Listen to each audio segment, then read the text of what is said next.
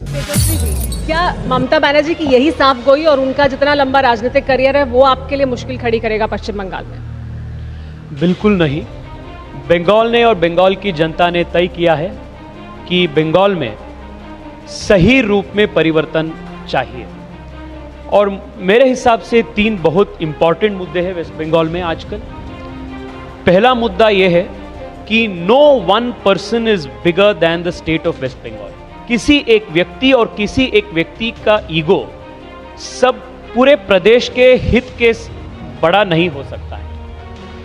And today Mamata Banerjee's egomaniacal politics has driven the state of West Bengal to the brink of failure and poverty. मैं एक उदाहरण देता हूं आपको। हर central government का scheme, जो आयुष्मान भारत हो, which caters to the poorest of the poor, जल जीवन मिशन हो, which gives water to the households, one nation one ration card हो, हर सेंट्रल गवर्नमेंट स्कीम को ममता बनर्जी ने रुक जाता है, and she stops all of these schemes just because of her egomaniacal politics. The second thing, nowhere in the country has the polity witness 3 things: politicization of administration, institutionalization of corruption and criminalization of politics. ये तीनों चीज बंगाल में आज जीवंत है। और the third most important issue, Bengal में rapid growing Islamisation. My party and my party's founder Shyama Prasad Mukherjee saved West Bengal for India from the hands of Suhrawardi.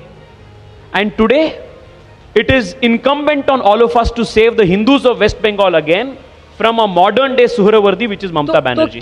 तो क्या आपकी जो राजनीति है वो 30% बनाम 70% यही राजनीति होगी, यही मुद्दा होगा चुनाव नहीं, विकास और सुशासन।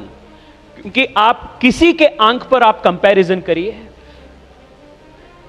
पिछले 10 साल में 2011 से लेकर 2020 तक पिछले 10 साल में consistently West Bengal foreign direct investment को अट्रैक्ट करने में निरंतर विफल हो चुका है। The 1% is the share of West Bengal in FDI. ठीक है, हर आंक पर आप मूल्यांकन करिए। ममता बनर्जी पर उसमें सीए एनआरसी है कि नहीं? बिल्कुल है, बिल्कुल है। हम पारित किए हैं, इसलिए पारित किए कि हम लागू करना चाहते हैं। फाइन, पर मैं इन सब आरोपों में इंक्लूड करना चाहूंगा। 30 सेकंड से मेरा प्रत्युत्तर देना चाहता हूं।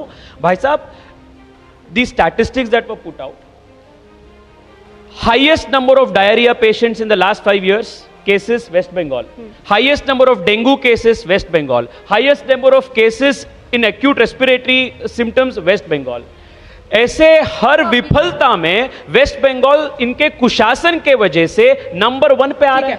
Highest lowest number of primary health centres West Bengal, lowest number of secondary health centres West Bengal.